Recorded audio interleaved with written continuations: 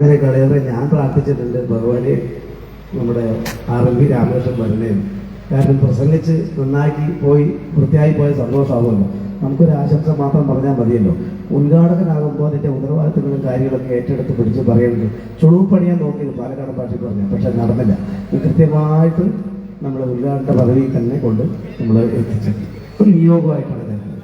ഈ വടക്കഞ്ചേരി എത്തുമ്പോൾ എനിക്ക് ഇന്നത്തെ പരിപാടിയിൽ നിൽക്കുമ്പോൾ എൻ്റെ മനസ്സ് കുറച്ച് കാലം പുറകിലേക്ക് പോവാണ്. പ്രത്യേകിച്ച് മണിച്ചേട്ടൻ്റെ ഓരോ ഓർമ്മ ദിനങ്ങൾ വരുമ്പോഴും മനസ്സ് വല്ലാതെ വിരുന്നുന്നുണ്ട്, വല്ലാതെ വേദനിക്കുന്നുണ്ട്. കാരണം അത് കൃത്യമായിട്ടുള്ള കാരണമുണ്ട്. അദ്ദേഹം മരിക്കുന്നതിൻ്റെ ആ സമയത്ത് വടക്കഞ്ചേരി തന്നെ കിഴക്കഞ്ചേരി ഭാഗത്തുള്ളൊരു കോട്ടയക്കുളത്ത് ഒരു വലിയൊരു സന്നദ്ധ സംഘടനയുടെ പരിപാടിക്ക് ഉദ്ഘാടകനായിട്ട് അദ്ദേഹത്തിനെ ക്ഷണിച്ചിരുന്നു. അതിൽ എത്ര ലക്ഷം നോട്ടീസ് അടിച്ചെന്നോ എന്താണെന്ന് അറിയില്ല. അത്ര ഗംഭീരമായിട്ടുള്ള പരസ്യം കൊടുത്ത് ആയിരുന്നു ആ പരിപാടി സംഘടിപ്പിച്ചത്. ആ പരിപാടി അവരെക്കാൾ ഏറെ കാത്തിരുന്നത് ഞാനും എൻ്റെ സംഘടനയാണ്. വളരെ പ്രത്യേകിച്ച് എനിക്കൊക്കെ ഒരു ദിവസങ്ങൾ കടന്നു പോകണമെന്ന് ആലോചനയായിരുന്നു.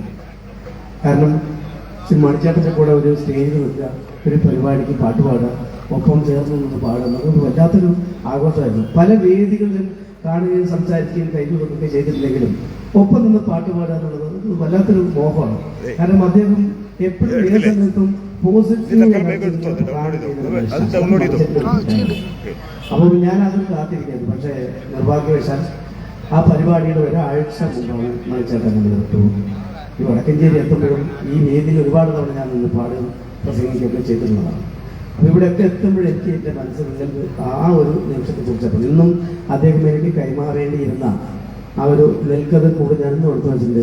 അദ്ദേഹത്തിന് പകരം അത് മറ്റൊരു താരമാണ് നമുക്ക് എനിക്ക് തന്നത്. ഞാൻ അതൊക്കെ പറഞ്ഞു വന്നത് മണിച്ചേട്ടനെ കുറിച്ച് പറയുകയാണെങ്കിൽ പല സ്ഥലത്തും നമ്മുടെ തൊണ്ടയിടറി പോകും, പല കാര്യങ്ങളും ചേർത്ത് വരും, പലതും ചേർത്ത് വെക്കേണ്ടി വരും. എന്തായാലും അദ്ദേഹത്തിനെ പോലുള്ള ഒരാളെ ഓർത്തുകൊണ്ട് വടക്കഞ്ചേരി വളരെ കൃത്യമായ വളരെ ശരിയായ ഒരു സ്ഥലത്ത് തന്നെയാണ് ഈ അദ്ദേഹത്തിൻ്റെ ഓർമ്മത്തിന് കൊണ്ടാടുന്നത് പറയുന്നതൊക്കെ വളരെ സന്തോഷമുണ്ട്. ഈ പരിപാടിയിലേക്ക് ആറ്റം മുതൽ ഈ അറ്റം വരെ ഉള്ള നാടൻ പാട്ടുകാരാണ് ഇവിടെ പങ്കെടുക്കാൻ എത്തുന്നത് അറിഞ്ഞത് വലിയ സന്തോഷം തോന്നി. ഒരു കാലത്ത് നാടൻ പാട്ടെന്ന് പറഞ്ഞ് നമുക്ക് ആകെ അറിയുന്നത് ശ്രീ CJ കുട്ടപ്പൻ സാർ മാത്രമേ ഉള്ളൂ. അദ്ദേഹത്തിൻ്റെ പാട്ടുകളൊക്കെ കേട്ടുകൊണ്ടാണ് ഞങ്ങളൊക്കെ തന്നെ പാട്ടുപാടി പുറത്തു വന്നത്. എന്തു തന്നെയായാലും ഏതൊക്കെ ആയാലും അദ്ദേഹത്തിൻ്റെ പാട്ട് പാടാതെ ശ്രീ CJ കുട്ടപ്പൻ സാറിൻ്റെ പാട്ട് പാടാതെ നമുക്ക് പോകാൻ പറ്റില്ല. വളരെ സൗമ്യനായിരിക്കുന്ന ഒരു മനുഷ്യനാണ്. പക്ഷേ അദ്ദേഹം കടലോളം അറിവുകൾ ശേഖരിച്ചു വെച്ചിട്ടുള്ള ഒരു മനുഷ്യനാണ്. കടലോളം അറിവുകൾ അദ്ദേഹത്തോട് വർത്തമാനിക്കുമ്പോൾ മാത്രമേ നമുക്കത് കൃത്യമായിട്ട് മനസ്സിലാക്കാനൊക്കെ പറ്റുള്ളൂ. ഒരുപാട് കാര്യങ്ങളെക്കുറിച്ച്, നാട്ടറിവുകളെക്കുറിച്ച്, നാട്ടുവഴക്കങ്ങളെക്കുറിച്ച്, നാട്ടുശീലികളെക്കുറിച്ച്, നാട്ടുശൈലികളെക്കുറിച്ച് ഒരുപാട് സംസാരിക്കാൻ കഴിയുന്ന ഒരുപാട് അറിവുകളൊരു നമ്മുടെ മുന്നിൽ നിന്ന് ജഡ്ജസായിട്ട് വന്നിരിക്കുന്നത്. ഞാൻ ആദ്യം തന്നെ പറഞ്ഞു അദ്ദേഹത്തെ കൊണ്ട് ഉദ്ഘാടനം ചെയ്യിപ്പിച്ചുകൊണ്ടെന്ന് പറഞ്ഞപ്പോൾ ജഡ്ജസ് ആണെന്ന് പറഞ്ഞപ്പോഴാണ് ഞാൻ പിന്തുടരുന്നത്. അപ്പം ഞാൻ പറഞ്ഞു വന്നത് അദ്ദേഹത്തിൻ്റെ പാട്ടുകൾ പാടി നടന്ന കാലത്ത് പിന്നീട് ഒരു പ്രത്യേക വഴിത്തിരിവ് വരികയാണ്. ആ വഴിത്തിരിവ് കൊണ്ടുവരുന്നത് നമ്മൾ ഏവരും ഇഷ്ടപ്പെടുന്ന ശ്രീ കലാഭവൻ മണിയുടെ വരവോട് കൂടിയാണ്. ശ്രീ കലാഭവൻ മണി സിനിമ മേഖലയിലേക്ക് വന്ന് അദ്ദേഹത്തിൻ്റെ പാട്ടുകൾ ഇങ്ങനെ പതുക്കെ നാട്ടുപുറത്തുകാരുടെ നെഞ്ചിനകത്തേക്ക് തുറന്നു കയറാൻ തുടങ്ങി.